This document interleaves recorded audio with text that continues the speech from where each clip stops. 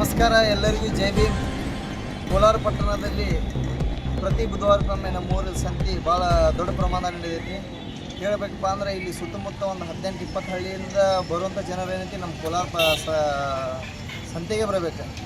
ಇಲ್ಲಿ ಸಂತೆಗೆ ಹಳೆ ಕಾಲದಿಂದ ಬಂದಿರೋ ಸಂತೆ. ವಿಶೇಷವಾಗಿ ಇಲ್ಲಿ ಏನಪ್ಪ ಅಂದ್ರೆ ದನ ಕರುಗಳಂದ್ರೆ ನಮ್ಮ ಊರಾಗ ಭಾಳ ದೂರಿಂದ ಹಳ್ಳಿಯವ್ರು ಬಂದು ಹೋಗ್ತಾರೆ.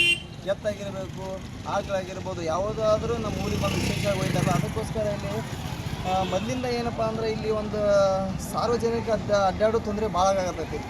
ಅದೊಂದು ಪ್ರಯಾಣಿಕರ ಮತ್ತು ಬಸ್ ಊರಾಗ ಬರ್ಬೇಕಂದ್ರೆ ಭಾಳ ಜನರಿಂದ ಭಾಳ ತೊಂದರೆ ಆಗತೈತಿ. ನಾವು ಪ್ರತಿಯೊಂದು ಸಲ ನಮ್ಮ ಕೋಲಾರದಾಗ ಪಟ್ಟಣ ಆಗೈತಿ, ತಾಲೂಕು ಆಗೈತಿ, ಬಸ್ ಒಳಗೆ ಬರತ್ತಿಲ್ಲ ಅಂತ ಭಾಳ ಜನ ಇದು ಪ್ರಶ್ನೆ ಮಾಡ್ಯಾರ. ಇದಕ್ಕೇನೈತಿ ಎಲ್ಲರೂ DC ಗೆ ಲೆಟ್ರ್ ಮಾಡ್ಯಾರ. ಏನದ ವಾಯವ್ಯ ಕರ್ನಾಟಕ ಸಾರಿಗೆಗೆ ಲೆಟ್ರ್ ಮಾಡಿಕೊಡ್ತಾರೆ. ಈಗ ಅವರು ಏನೈತಿ ಕೋಲಾರಾಗಿದೆ ತಾಲೂಕು ಆದಮೇಲೆ ಕಳಿಸ್ಬೇಕಂತ ಎಲ್ಲ ಬಸ್ಸನ್ನು ಕೂಡ ಒಂದು ದಿನಕ್ಕೆ ಬಸ್ ಬರಬೇಕಂದ್ರೆ 300ರಿಂದ 250-300-400 ಬಸ್ ಬರತ್ತಾವ.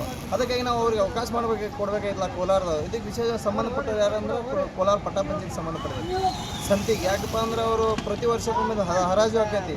6-7 ಲಕ್ಷ ರೂಪಾಯಿ ಹರಾಜು ಆಕೈತಲ್ಲ. ಅದು ನಾವು ಏನು ಹೇಳಬೇಕಪ್ಪ ಅಂದರೆ ಇವರಿಗೆ ಏನು ಬೀದಿ ವ್ಯಾಪಾರಸ್ಥರು ಅದಾರಲ್ಲ, ಬೀದಿ ವ್ಯಾಪಾರಸ್ಥರೇ ಅವ್ರಿಗೆ ಜಾಗ ಮಾಡಿಕೊಡ್ಬೇಕು. ಪಟ್ಟಣ ಪಂಚಾಯತ್ ಸಂಬಂಧಪಟ್ಟಂಥ ಎಷ್ಟು ಜಾಗ ಐತಲ್ಲ ಅವ್ರಿಗೆ ನೀವು ಸರಿಯಾಗಿ ಜಾಗ ತೋರಿಸಿ ಅವ್ರಿಗೆ ಹೋಗಿ ಕೊಟ್ಟರೆ ಅಂದರೆ ಅವ್ರು ಬರೋದಿಲ್ಲ. ಯಾಕಂದ್ರೆ ಬೀದಿ ವ್ಯಾಪಾರಸ್ಥರ ಮೇಲೆ ರಸ್ತೆ ಮೇಲೆ ಬಂದು ಅಡ್ಡಾಡ್ತಾರೆ. ಸಾರ್ವಜನಿಕ ಭಾಳ ತೊಂದರೆ ಆಗತ್ತೆ.